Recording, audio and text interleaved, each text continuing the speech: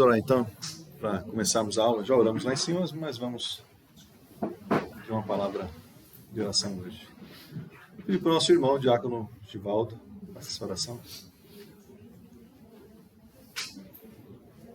Deus maravilhoso, Deus misericordioso, nós queremos te louvar pela essa manhã, nós queremos te agradecer porque o Senhor tem nos cada dia mostrado a tua graça e teu amor sobre as nossas vidas, Senhor.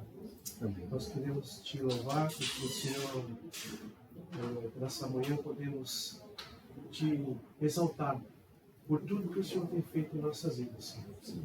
Que o Senhor possa agora diante de Ti, nós podemos colocar a vida do presbítero Nilson, Pai, nas Tuas mãos, que Ele vai falar da Tua palavra, falar do Senhor de Ezequiel, que o Senhor possa usar o Teu servo debaixo da Tua graça, Senhor. Amém. Sustentando Ele, e que nós possamos, no nosso coração, abrir diante de Ti, aprender mais de Ti, Senhor. Amém. Em nome do Senhor Jesus. Amém. Amém.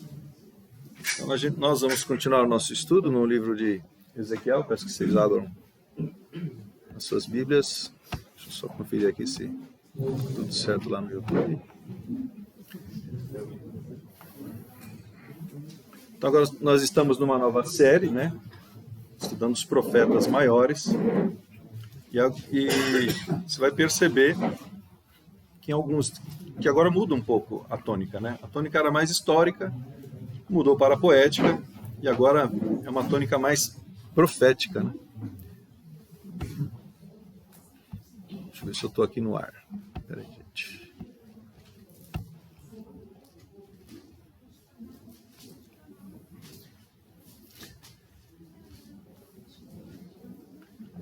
Quem já teve a oportunidade de ler Ezequiel? Fora o pastor. O que vocês perceberam de estranho quando começa Ezequiel? A gente viu isso em Isaías. Continua o julgamento. Continua o julgamento. Mas que características que vocês veem? As visões. As visões são algo que agora começam a ficar um pouco mais repetidas, né? Aparecem mais vezes essas visões. E muitas delas são visões assim que pra gente nada a ver com nada. Não é verdade? Você tenta entender o que é a visão, mas, sinceramente, a gente fica bem perdido para tentar entender o que é cada coisa. Então, Ezequiel, antes de dar início, imagine que você tenha se preparado para uma tarefa. Lá, você com 12 anos, eu quero ser engenheiro eletrônico. Então, você com 12 anos de idade, começou a estudar, fez o curso técnico, entrou para a faculdade, agora concluiu, ganhou seu diploma e aconteceu uma pandemia. Você não foi empregado. Você não teve a oportunidade de entrar no mercado de trabalho na área que você queria, na área que você estudou, se preparou por anos. Você está agora sem campo. Foi mais ou menos o que aconteceu com Ezequiel. O nome dele quer dizer Deus fortalece, né? Ele serviu a Deus como sacerdote ordenado, está lá no capítulo 1:3, vamos ler.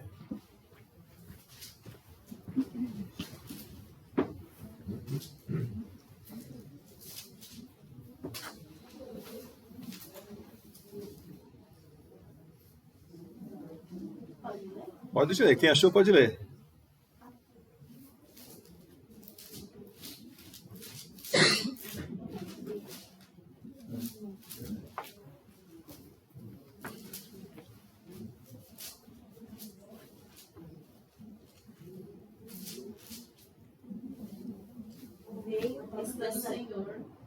Veio ao sacerdote Ezequiel, filho de Buzi, junto ao rio Quebar, na terra dos caldeus. Ali a mão do Senhor esteve sobre ele. Bom, ele começa dando a profissão lá de Ezequiel. O que ele era? Sacerdote. Profissão, temos de ofício, né? Olha lá agora o versículo 2:5. O primeiro que achou já lê, gente. Vamos dar agilidade, senão a gente vai ficar até 1h da tarde aqui. Eles quer ouçam, quer deixem de ouvir, porque são casa rebelde. Hão de saber que esteve no meio de um profeta. profeta. Então, Meio deles com o profeta. então ele vem de uma família sacerdotal, ou seja, Ezequiel não começou a servir como profeta do nada. Ele veio se preparando desde a sua infância, porque ele era de uma família sacerdotal, e começou a servir com cerca de 30 anos. Por que com 30 anos? Porque era a idade que se exercia esse ofício. Quer ver? Alguém abra lá Números 4:30. Vamos trazer um pouco das panelas para a mesa. Então todo profeta ele se preparava, mas era com 30 anos que ele entrava, entre aspas, no mercado de trabalho, né? Era quando ele exercia mesmo. Então, imagina Ezequiel. Oi? Pode ler, pode ler. Não, pode ler. Não, pode ler. Da idade de 30 anos para cima, até os 50 anos, contarás todo aquele que entrar nesse serviço, para exercer algum encargo na tenda da congregação. Exatamente. Então essa lei era uma lei para os rituais. Então, imagine Ezequiel se preparando por uma vida toda. Quando ele atinge a idade, 25 anos, ele vai... Opa, falta 5 anos para eu exercer meu cargo aí, né? O que acontece? Eles são levados presos. Então, ele não teria mais como exercer o ofício de sacerdote, porque ele já não estava mais com o templo. Ele foi levado cativo para a Babilônia. Imagina a situação dele, que decepção. Né? Ele todo se preparou e agora esperando lá, né? Tá igual o príncipe William lá, né? Esperando a rainha dar uma folguinha para ele. Esperou só 50 anos. Né? Só 50 anos, né? E começa a história assim, com uma decepção. Você se prepara para algo e aquilo não acontece. Então ele viveu entre os exilados na Babilônia, mais ou menos ali 593. Então ele fala no começo do livro, né, no ano 5º, então mais ou menos 25 anos lá, de idade dele, quando ele vai completar os 30 anos, ele está lá cativo, está preso. Ezequiel ele tem muitas visões e ações simbólicas, o que gera uma certa dificuldade na sua interpretação.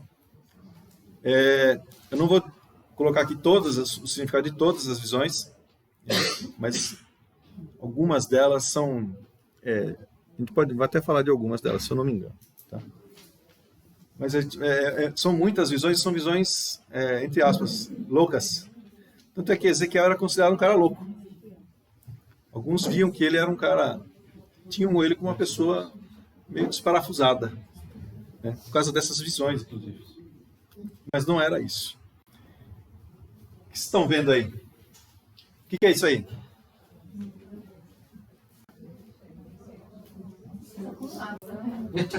Com asa. Essa aí, quer dizer que eu teve uma visão parecida com essa. Isaías também teve essa visão. Uma obra de arte moderna. Então essa obra de arte, ela tem um pequeno detalhe. Não foi um humano que fez essa obra de arte. Foi uma inteligência artificial. Só curiosidade. A inteligência artificial, ele pesquisou lá, um anjo com asas, com várias asas, né? Ele desenhou isso. Então não foi uma obra humana. E o que é mais espantoso, né? Foi uma inteligência artificial que fez essa imagem. Você não fica assustado com isso? Ele tendo compreensão do que é isso aí? Mas a visão de Ezequiel foi essa daí, ó. Ele viu os céus, o trono de Deus, uma roda,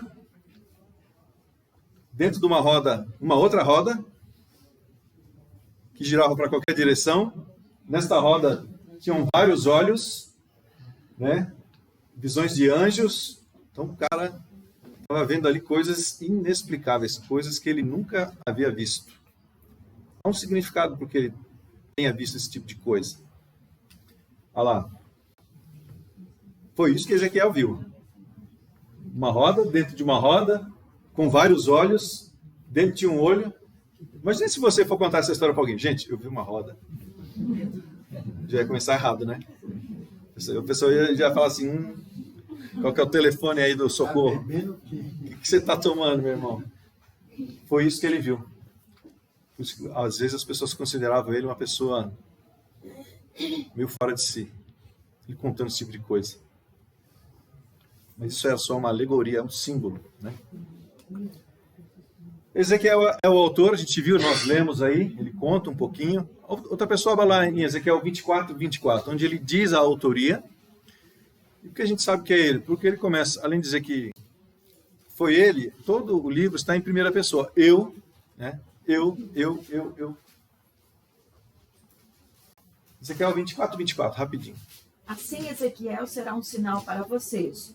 Tudo o que ele fez, vocês também farão. Quando isso acontecer, vocês saberão que eu sou o Senhor Deus. Muito bem, então ali a declaração de quem que escreveu o livro. Foi Ezequiel. O próprio livro indica as datas de seus eventos, né? Nós lemos aí. Então, lê de novo lá o 1 e 2 novamente.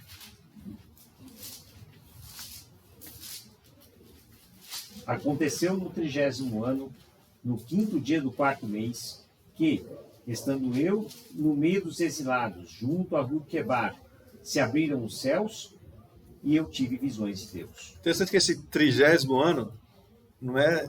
Esse 30º, as pessoas entendem que não é de um rei, mas da idade dele. Ele completando os 30 anos, né? Então, 30º ano. Então, só pode ser dele. Porque a gente, ao ler reis, nós temos aí localizados os reinados, né? Então, isso mais ou menos aconteceu ali, 592 a 570, para vocês se localizarem. Qual que é o tema principal do livro? É a destruição. Né? Ele vai contar da destruição de Jerusalém.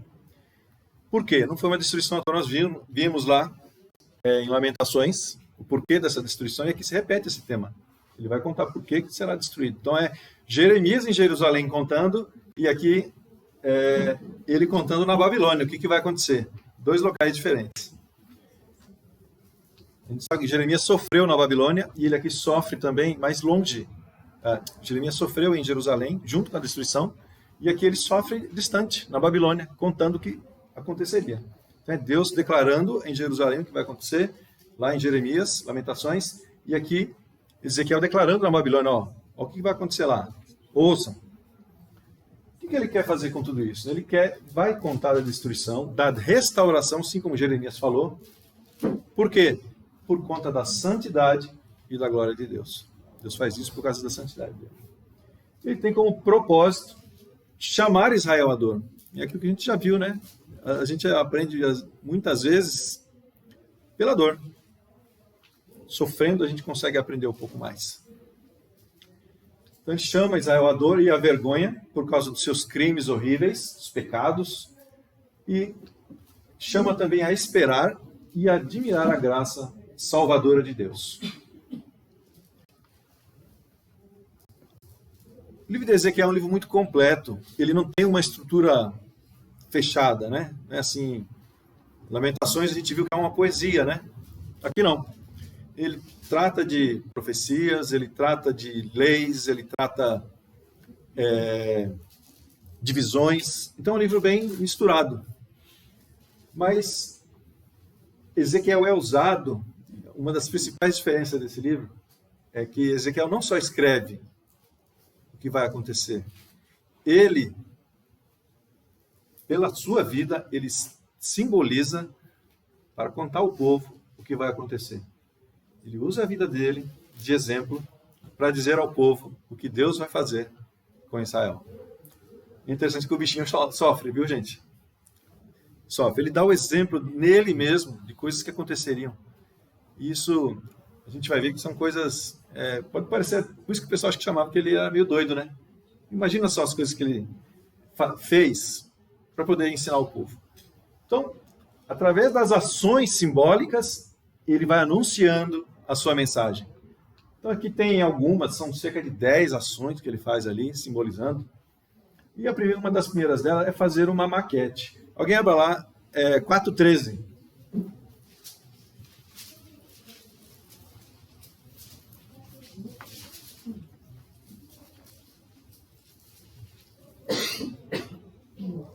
Disse o Senhor: assim comerão os filhos de Israel seu pão imundo, entre as nações para onde os lançarei.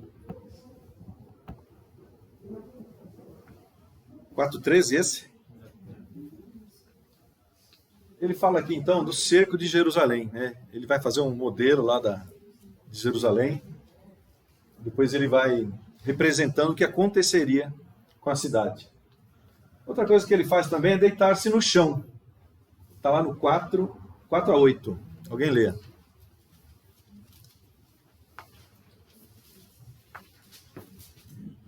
Deita-te também sobre o teu lado esquerdo e põe a iniquidade da casa de Israel sobre ele.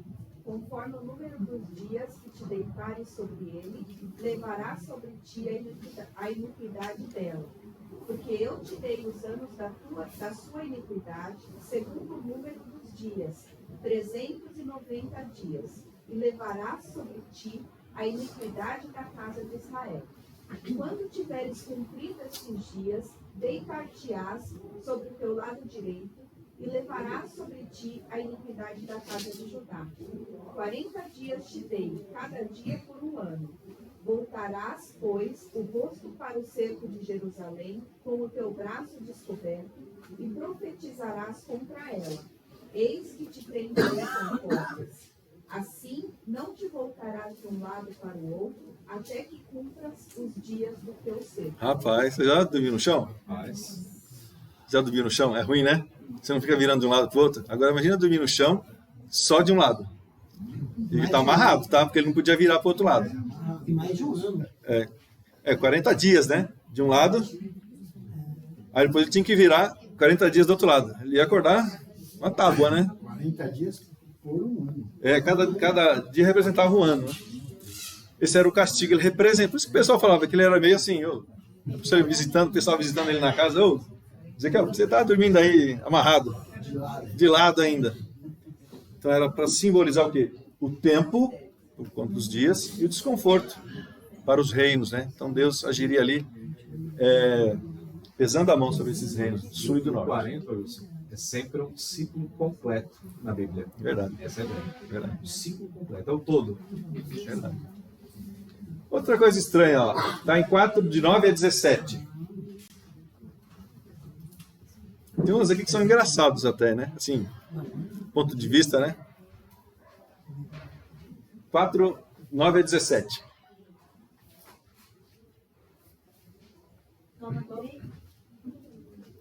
Toma trigo e cevada, favas e lentilhas. Mete-os numa vasilha e faze deles pão, segundo o número dos dias que te deitares sobre o teu lado. 390 dias comerás dele. A tua comida será por peso, 20 ciclos por dia, de tempo em tempo. A comerás. Também beberás a água por medida, a sexta parte de um hin. De tempo em tempo a beberás. O que comerás será como bolos de cevada, cozê-lo-ás sobre esterco de homem, à vista do povo. Até aí, deu para entender, né? Tá. Tem um detalhe aí. É deplorável. Ele ia usar de carvão esterco de homem. Depois muda, né? Aí vira esterco de animal. Mas era o jeito que ele tinha que preparar aquela comida. Era pesado. O que quer dizer isso aí, esse símbolo? Escassez de alimento durante o cerco e a contaminação da nação durante o exílio. Por isso ele está cozinhando em cima do esterco. Outra coisa estranha, né? Ó, rapar o cabelo e usá-lo de forma estranha. Capítulo 5, 1 a 4. Tu, ó filho do homem, toma uma espada afiada como navalha de barbeiro, a tomarás e a farás passar pela tua cabeça e pela tua barba. Tomarás uma balança de peso e repartirás os cabelos. Uma terça parte queimarás no meio da cidade, quando se cumprirem os dias do cerco. Tomarás outra terça parte e a ferirás com uma espada ao redor da cidade. E a outra terça parte espalharás ao vento. Desembainharei a espada atrás deles. Desta terça parte tomarás uns poucos e os atarás nas abas da tua veste. Destes ainda tomarás alguns, e os lançarás no meio do fogo, e os queimarás. Dali sairá um fogo contra toda a casa de Israel. Imagina ser o cara careca ali, um monte de cabelo na mão. É bem estranho, né? Então, esse cara tá louco. Esse cara tá doido. O que era? Isso é o símbolo do quê? Desonra vinda à nação. Alguém chamou? O povo via nele como profeta e ouvia. Como profeta assim, porque ele já estava destinado a ser profeta, né? Mas agora lembre-se que ele está numa terra estranha. Então todo mundo ali está numa situação de, vamos dizer assim, ansiedade, né? O que vai acontecer com a gente? Então talvez não desse muita atenção para ele, mesmo ele sendo profeta. Ele não estava no ambiente dele. Normalmente não dava atenção. Normalmente. Isaías falou, né? Deus falou, você vai pregar, mas ninguém vai te ouvir. Inclusive no próprio texto, né? Ele fala assim que a sua pregação vai ser como uma música. Todo mundo vai ouvir, mas não vai dar a menor importância. Vai ser como se fosse uma distração. Outra coisa estranha. Tá, capítulo 12, de 3 a 7. A gente vai ver as coisas estranhas para a gente entender o contexto, né? Então, ali, a preparação da bagagem para sair de casa. Capítulo 12, 3 a 7.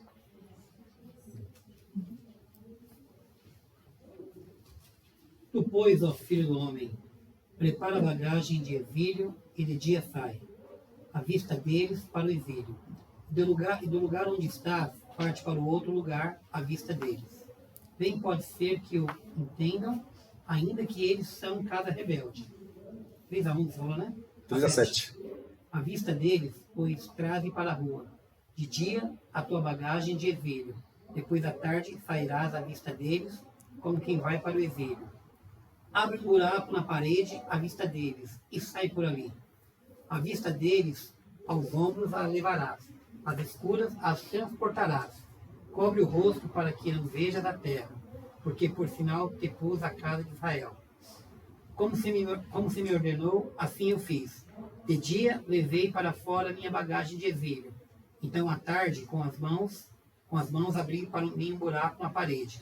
Às escuras eu saí e aos ombros transportei a bagagem à vista dele. Imagina outra cena engraçada, né? Ele lá na casa dele, arrumando as coisas, levando para fora. O cara abrindo um buraco para sair da porta do buraco. Exatamente. Então, é umas coisas meio estranhas, né? Que era um símbolo. Era para chamar a atenção mesmo. A gente vê que era para chamar a atenção. É um jeito de chamar a atenção. A tentativa de fuga e o exílio de Zedequias. Essa era a simbologia. Agora, isso aqui não é tão engraçado. Isso é muito triste. Está lá registrado no capítulo 24, 15, versículo 15 ao 24.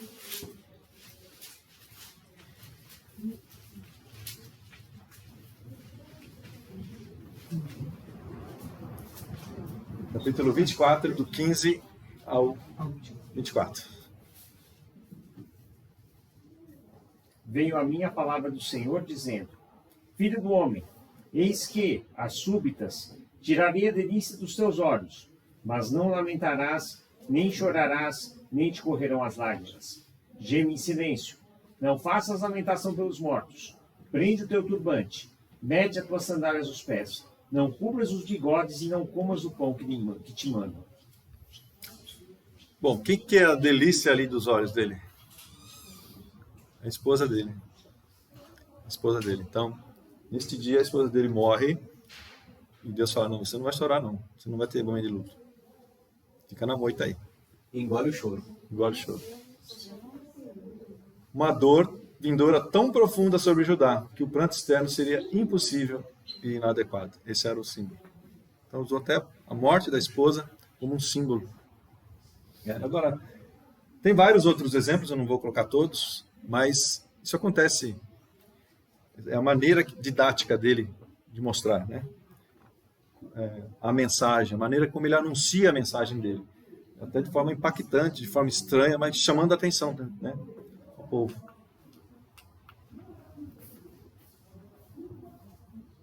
Travou?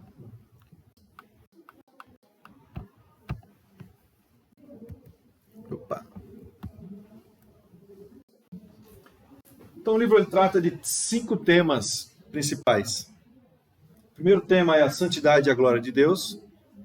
É por isso, eu vou falar um pouquinho mais para frente, é por isso que tem essas visões. Ele está vendo ali a glória de Deus. Então a glória de Deus é algo tão indescritível que ele não consegue dizer algo que exista com aquilo. Por isso que a gente vê coisas, né? Antes de 6 asas, roda com olhos para lá e para cá. Ele está tentando descrever a glória de Deus. Professor, está tentando descrever de uma forma palpável ou as visões eram aquilo? Era como lá no livro de Apocalipse? Não eram literais, então? Eu acredito que ele esteja vendo daquela forma, né? Ou foi a forma que ele descreveu o que ele viu. A gente não vai conseguir... Não tem, o livro não fala. Não fala. Mas você falou uma dica muito boa aí. Porque essas mesmas visões, na hora que você lê Apocalipse, você vai ver coisas muito parecidas ali. Você já deu spoiler do fim da Bíblia. Como ela acaba. Então ele trata também da pecaminosidade da nação. Existe um trecho, gente. Eu nunca, em toda a Bíblia, né, eu não me recordo de ter lido um trecho tão humilhante. Vocês querem ler? Vamos ler que é a Bíblia, né? Tem que ler, né? Você sabe qual que é, né, pastor? Sei. Tem um cara que pregou nesse trecho no seminário. Rapaz. Foi o sermão mais pesado que eu já ouvi na vida. Então vamos lá. A gente aprende apanhando também. Você sabe qual que é o texto? Eu vou procurar aqui, mas... Não, é para eu ler aqui, ó. Senão eu não leio. Mas eu não vou lembrar assim de cabeça.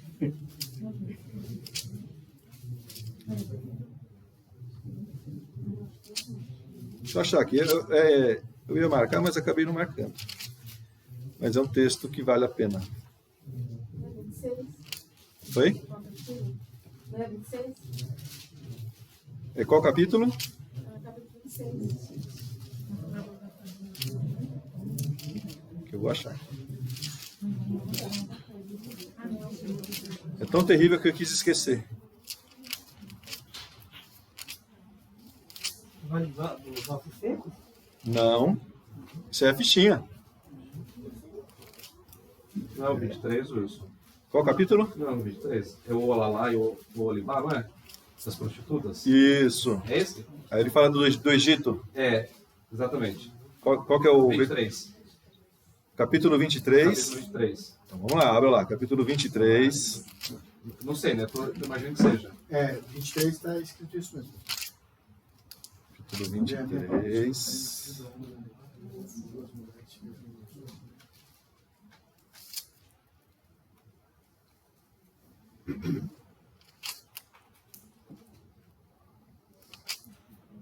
É aquele que fala dos membros. Eu não vou lembrar. Eu vou... 23:20. 23:20?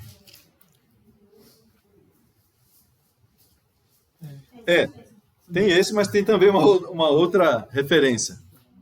Ele fala assim, ó. Ela, assim toda, começar do 18 lá, tá? Assim, tendo ela posto descoberto suas devassidões, sua nudez, a minha alma se alienou dela, como se dera com respeito à sua irmã. Ela, todavia, multiplicou suas impudícias, lembrando dos dias da sua mocidade, em que se prostituíra na terra do Egito. Falando do povo lá na terra do Egito, o que eles faziam?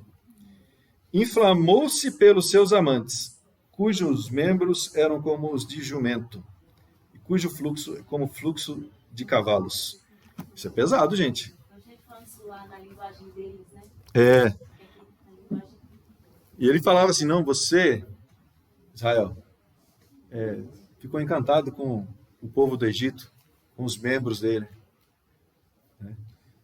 Tem outro lugar que Deus chega a falar assim, vocês são piores do que uma prostituta. A prostituta se vende, vocês se dão. Então, é uma linguagem pesada, eu nunca vi. Eu não me recordo de ter lido. Ele está falando em termos alegóricos. Alegóricos, Está falando que o povo de Israel está traindo Deus com povos pagãos. Essa é a ideia do pano de fundo. E ele sente prazer em trair. Exato, essa é a ideia. E ele sente prazer em trair. Esse é o pior. Eles veem algo nos outros povos que é muito melhor. Que a imagem é de Deus como marido, né? E do povo como uma esposa, né? Exato. Eles estão traindo Deus com outros povos. Né? Só que é uma linguagem pesada. É uma linguagem pesada. A gente vai ver isso depois lá em Oséias, que acontece coisa parecida, né? Deus manda Oséias casar-se com uma prostituta para transmitir a mensagem. Então, nesse aspecto, esses livros se parecem. Bom, então deu para ver o tanto de pecado que o povo andava. O livro também fala da necessidade de juízo. E fala de uma coisa interessante, que é a responsabilidade individual. Vou falar um pouquinho mais para frente sobre isso. E ele acaba falando também da restauração do povo. Então o livro tem as seguintes divisões, né? Aquelas são as mensagens, as temáticas, mas as divisões de cada capítulo a gente pode ver lá. Do capítulo 1 ao 3, mais ou menos, tem ali a visão da glória e o chamado de Ezequiel. Do capítulo 4 ao 7, tem as mensagens de juízo contra Jerusalém. Do capítulo 8 ao 11, a visão da glória saindo do templo. Do capítulo 12 ao 24, as parábolas e ensinos contra Jerusalém.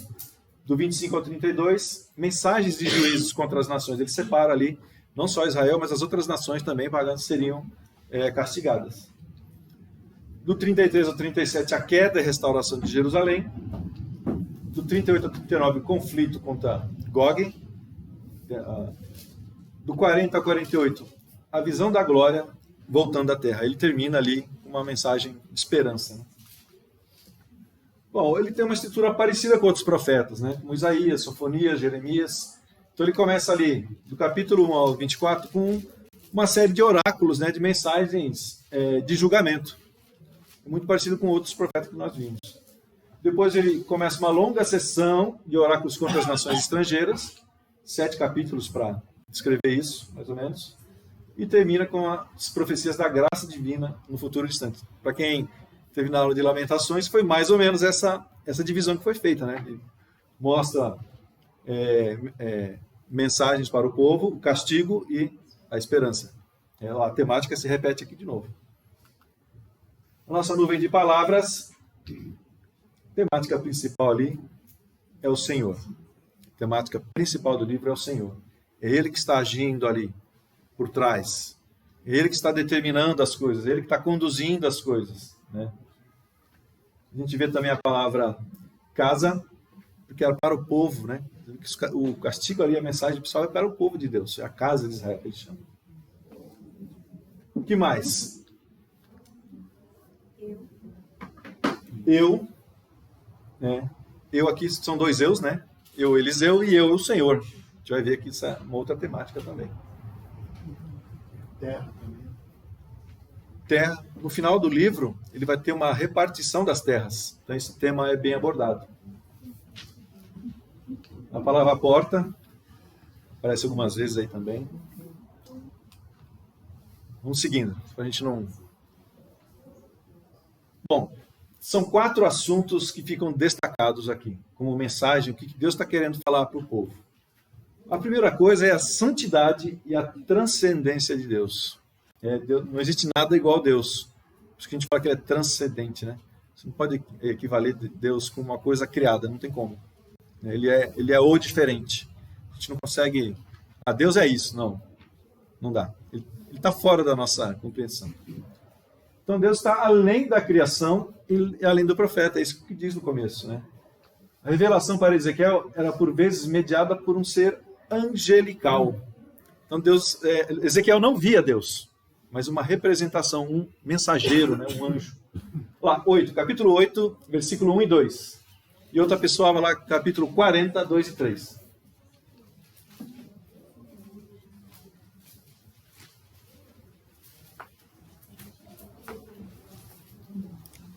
Quem achou 8:1-2, pode ler. No 6º ano, no 6º mês, aos 5 dias do mês, quando eu estava sentado em minha casa e os anciãos de Judá estavam sentados diante de mim, aconteceu que ali a mão do Senhor Deus caiu sobre mim. Olhei e eis uma figura como de um homem, no que parecia ser a sua cintura, e daí para baixo era fogo, e da cintura para cima como resplendor de metal brilhante. Ele vê a figura de um homem, né? Não podemos afirmar que é o próprio Senhor Jesus, mas a gente entende que pode ser uma visão dele ali. Mas é um mensageiro, certamente é um mensageiro de Deus. Você não só consegue afirmar quem era, mas pela descrição a gente já começa a ter uma ideia. 40. Em visões, Deus me levou à terra de Israel e me pôs sobre um monte muito alto. Sobre este havia como edifício de cidade, para o lado sul. 2 e 3, né? Ele me levou para lá, e eis um homem cuja aparência era como a do bronze, estava de pé na porta, e tinha na mão um cordel de linho e uma cana de medir. Novamente a visão de um homem, né? O temor do profeta é tão grande, que ele teme descrever Deus. e usa de imagens para isso. Ele tem tanto medo de falar quem é Deus, né, que ele usa símbolos para falar quem é Deus. 1:28. É por isso que a gente vê essas visões aí, né? Ele tentando descrever a glória, tentando descrever Deus, mas ele ele tem um medo no coração dele de estar pecando com isso também, né? Como aspecto do arco que aparece na nuvem em dia de chuva, assim era o resplendor em redor. Esta era a aparência da glória do Senhor. Vendo isto, caí com o rosto em terra e ouvi a voz de quem falava. Ele descrevendo a glória de Deus como se fosse um arco, né? Não sei se era um arco-íris, mas foi a forma que ele conseguiu descrever. O temor dele era grande. Então Deus é santo, não vai tolerar o pecado de Israel. Então, a gente sabe que todo pecado é uma afronta à santidade divina, né? Então, dos capítulos 4 a 24 mostram o que vai acontecer por conta do pecado do povo. Alguém lê lá o capítulo 2, 3 a 8? Tá bom. Capítulo 2, 3 a 8.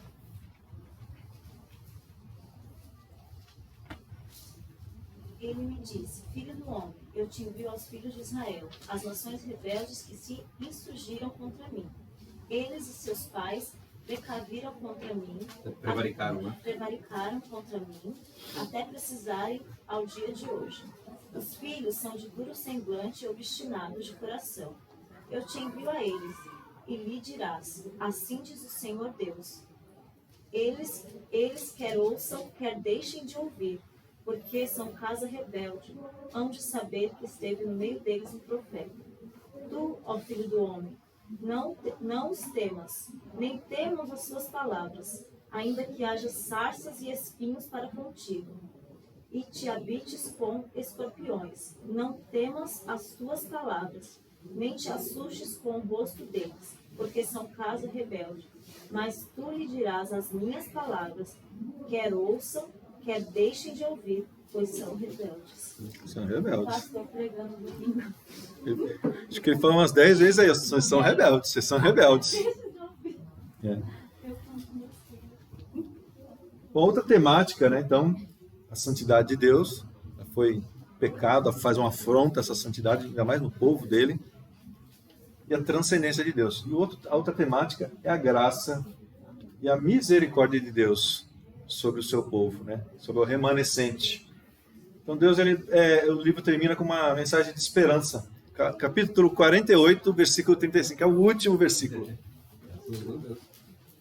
Então acontece tudo aquilo lá nos 48 capítulos, lá no último tem esperança. Os 48 do segundo tempo. Os 48, ó, tá vendo?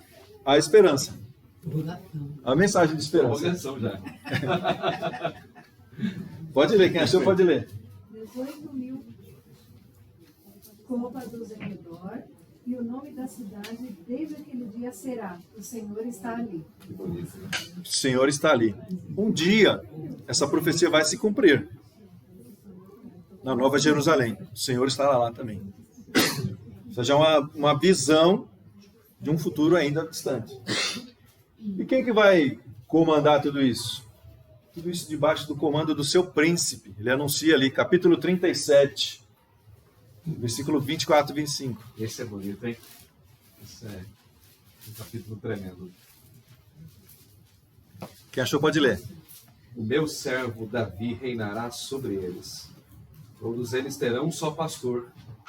Andarão nos meus juízos. Guardarão os meus estatutos e os observarão.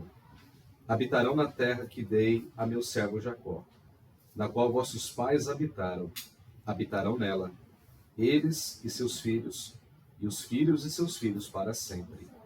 E Davi, meu servo, será seu príncipe eternamente. Gente, Davi estava vivo aí? Não. Era um filho de Davi, Quem que é esse Davi aí? da raiz de Jesus. Jesus? Opa, glória. E era no céu isso aqui, ó, que então. Outro tema também que o livro aborda é a soberania de Deus. Isso aqui é interessante, muito interessante. Depois a gente vai comentar mais um pouquinho. Então Deus não está só castigando o povo dele, mas ele vai castigar todas as nações. Interessante que Deus não se restringe a um local e também não se restringe ao tempo.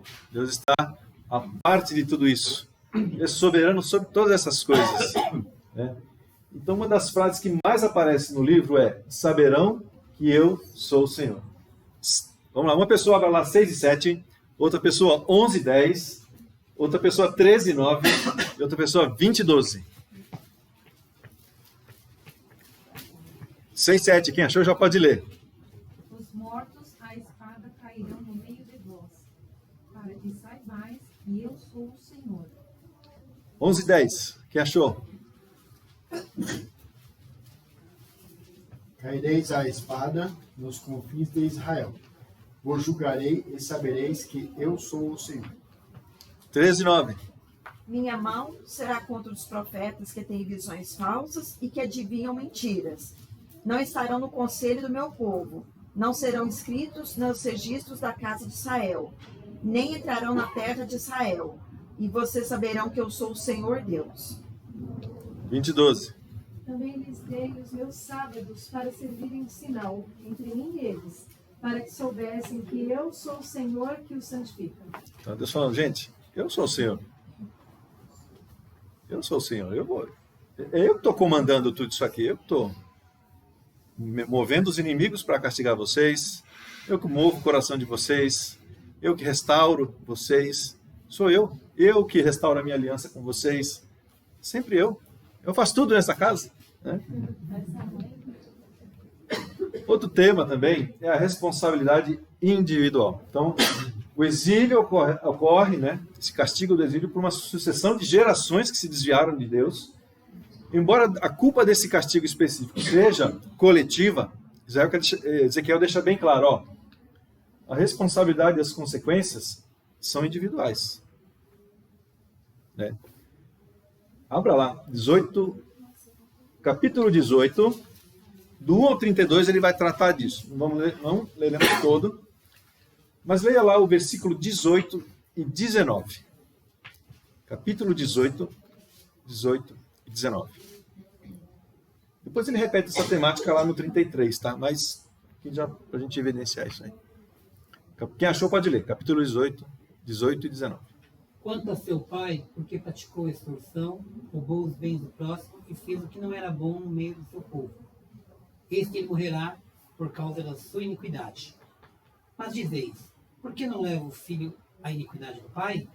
Porque o filho fez o que era reto e justo, e guardou todos os meus estatutos e os praticou, por isso certamente viverá. Separando as responsabilidades aí, ó.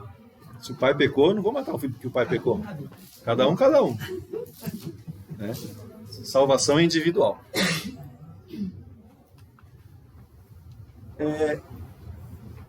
Onde nós vemos Cristo aí? A sombra de Cristo, né? Então, existem cerca de 65 citações diretas ou indiretas de Ezequiel no Novo Testamento, sendo 48 no Apocalipse. Então, Ezequiel é como se fosse o Apocalipse do Antigo Testamento. Né?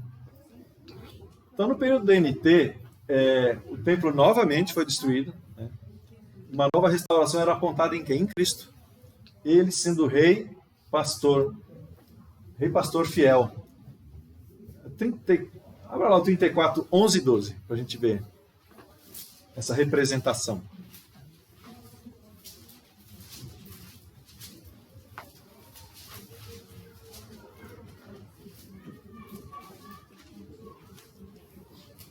Porque assim diz o Senhor, Deus, eis que eu mesmo procurarei pelas minhas ovelhas e as buscarei. 12. Como o pastor busca o seu rebanho, no dia em que está no meio das suas ovelhas dispersas, assim buscarei as minhas ovelhas, e livrá-las-ei de todos os lugares por onde andam espalhados no dia nublado e de escuridão. Quem que parece estar falando isso, hein, gente? Buscarei minhas ovelhas. Quem que vocês lembram? Jesus, né? Ezequiel também ele teve a visão de um rio, né? Um rio que fazia águas viverem, né? Um rio que saía de águas mortas para águas vivas. E Jesus se identifica como a fonte de água viva. Para dar um pulo aí, abra lá João 4:10. Vamos lendo. Ou isso, ele faz o paradoxo do mar morto, né? Isso, exatamente. Dali vai haver vida. Né? Exatamente. João 4, do 10 ao 14. Vamos ler isso aí. Depois você lê o texto de Ezequiel para você ver essa imagem. Isso não vai ler por causa do tempo.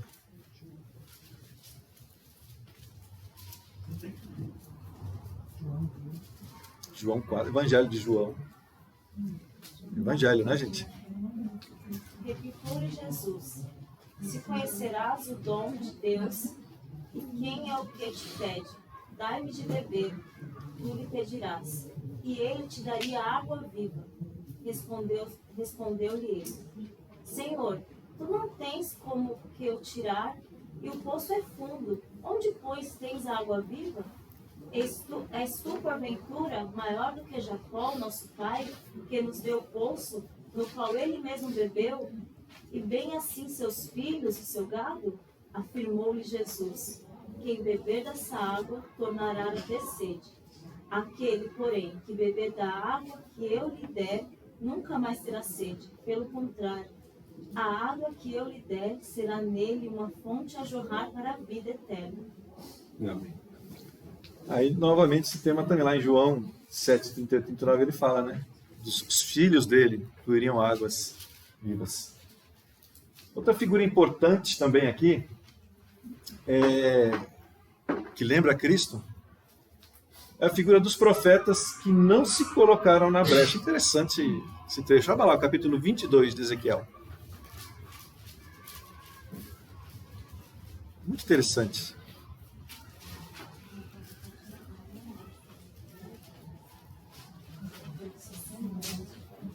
Quem achou pode ler, 22:30, que é uma figura de linguagem, né? Busquei entre eles um homem que tapasse o muro e se colocasse na brecha perante mim, a favor desta terra, para que eu não a destruísse, mas a ninguém achei. Deus precisava de alguém para guardar as brechas do muro. Tapar o muro seria tapar com o próprio corpo, defender aquela brecha. Deus não achou ninguém que fizesse isso. Gente, não tem nenhum profeta aí que está trabalhando para mim. Vocês estão pastoreando vocês mesmos. Cristo é o único que se colocou entre nós e a ira de Deus. É essa figura. E Cristo foi o único que foi lá, até a cruz, suportar a ira de Deus. Muito bonito isso. Concluindo.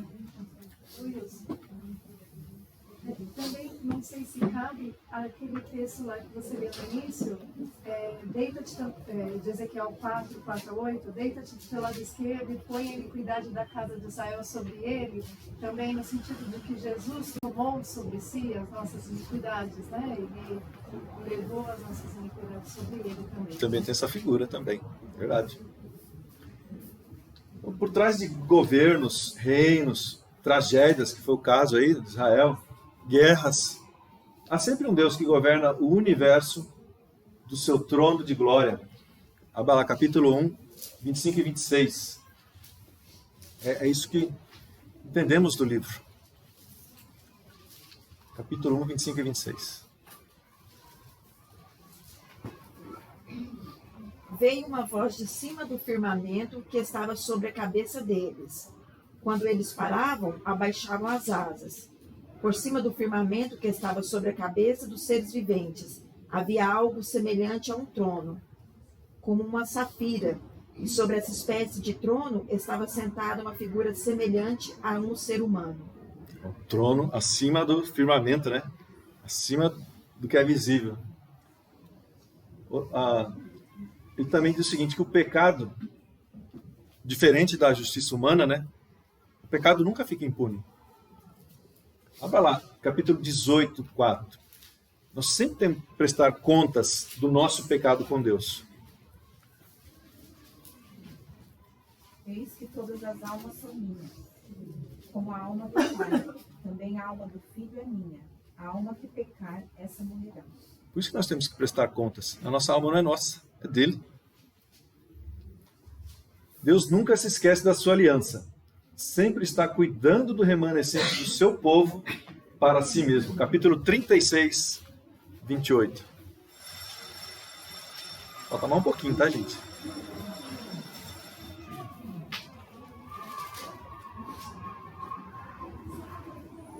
habitareis na terra que eu dei aos vossos pais. Vós sereis o meu povo, e eu serei o vosso Deus. Deus reafirmando novamente a aliança com ele. Essa é a temática que a gente tem visto desde Gênesis, né? Ele estabelece uma aliança, vai renovando, vai trazendo seu povo, restabelece a aliança. Deus está fazendo isso. E essa progressão da aliança. Ela sempre, Deus lá, ó, estou disposto, eu estou aqui. Concluindo, aplicação. Muitas vezes nós vivemos momentos difíceis. Lembre-se de Ezequiel, ele estava pronto para ser sacerdote e teve seu momento trocado para algo maior. Às vezes você está se preparando por uma coisa e, rapaz, deu tudo errado. Mas talvez seja Deus se preparando por uma coisa diferente, uma coisa maior. Isso aqui eu achei a coisa mais linda de Ezequiel. Versículo 1.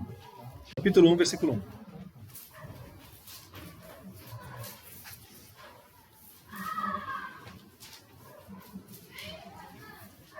Aconteceu no 30º ano, no 5º dia do 4º mês, estando eu no meio dos exilados, junto ao rio Quebar, se abriram os céus e eu tive visões de Deus. Ele estava preparado para ser sacerdote, foi interrompida essa missão dele. Mas agora ele tem visões de Deus, uma coisa muito maior do que ele estava preparado. Pode ser que isso esteja acontecendo na nossa vida. Você se prepare para algo, Deus fala, eu quero outra coisa para você. É outra coisa. Uma coisa maior. A santidade de Deus nos deveria provocar um desejo de querer ser santo como Ele é. É disso que trata também, né? Ao ponto de sentirmos nojo dos nossos pecados. Alguém lê lá 36, 31.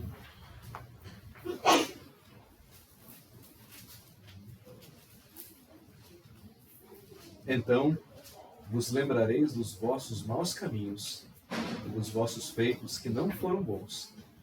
Tereis nojo de vós mesmos por causa das vossas iniquidades e das vossas abominações. Quando você lembra das coisas que você fazia errado lá, você lembra com alegria no coração? Rapaz, mas era tão legal quando eu fazia isso. Você lembra assim? Deus quer que você, ao lembrar dessas coisas, se entristeça, sinta nojo. Tem um irmão aqui, um amigo meu, que ele fala assim, quando eu lembro de quem eu era, eu fico feliz do que Deus fez por mim agora. Ele me mudou. Eu fico tão feliz quando eu ouço esse irmão falar isso para mim. Enquanto os nossos pecados não forem amargos, Cristo não será doce. Verdade. Versículo para memorizar. Vamos ler todos juntos? Dar-vos-ei coração novo e porei dentro de vós espírito novo.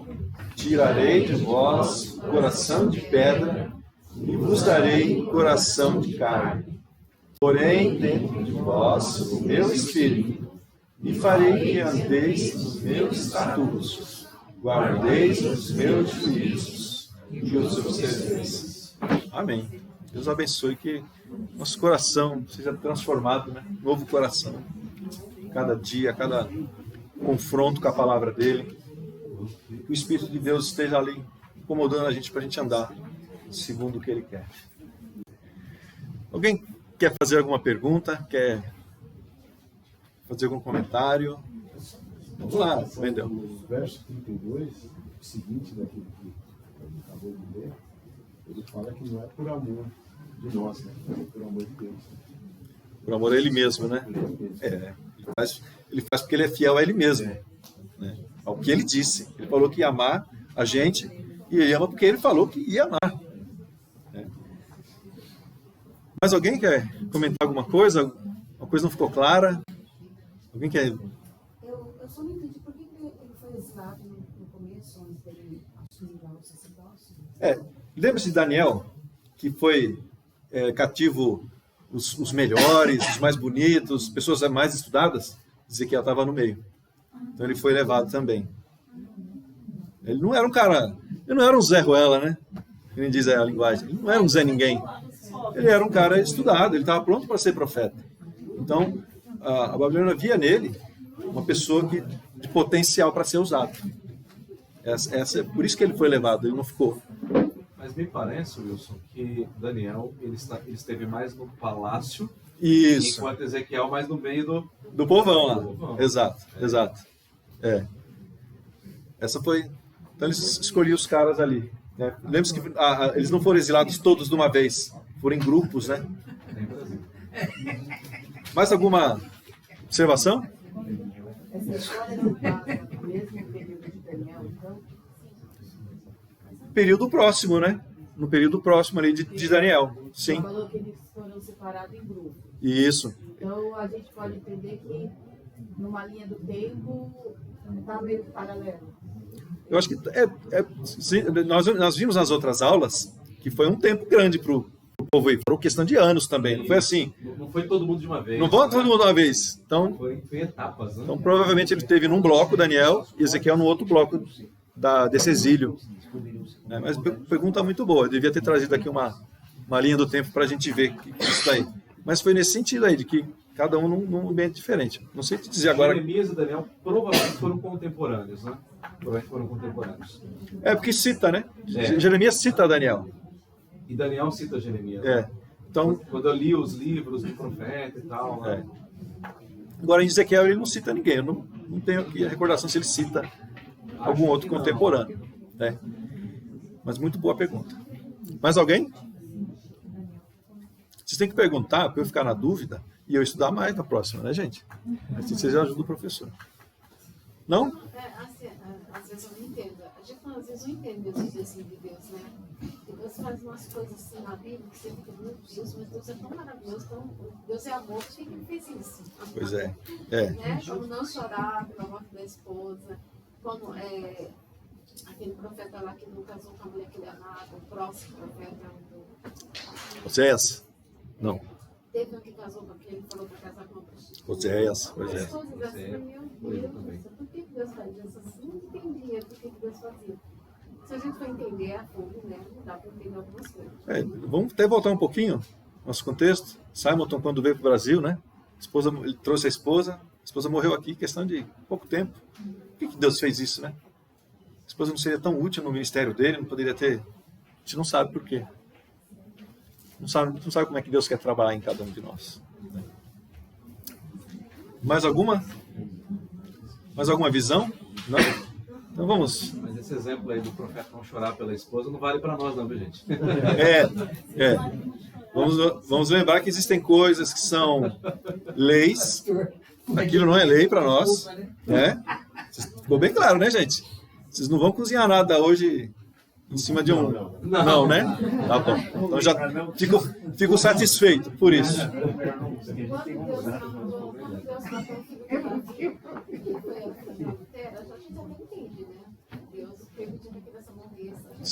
O castigo. Verdade.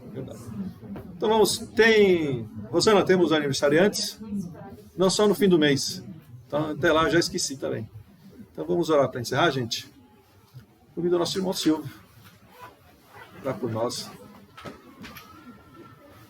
Senhor Deus, nosso Pai Celestial, muito obrigado, Senhor, por mais um dia podermos estar aqui em Tua casa, Senhor Deus, para aprender mais de Ti, Senhor Deus, para podermos louvar o Teu nome, Senhor. Senhor Deus, faça com que essa aula fique gravada em nossos corações, possamos cada vez aprender mais e usar os nossos aprendizados no nosso dia a dia, Senhor. Amém. Nos prepare, Senhor, para o culto da noite, Senhor Deus, faça com que nós consigamos vir para a Tua casa, Senhor. Faça com que nós consigamos louvar o Teu santo nome, Senhor. Com perdão dos meus pecados, em nome de Jesus, hoje para si te peço. Amém, Senhor. Bom domingo a todos. Até mais à noite. Estava sendo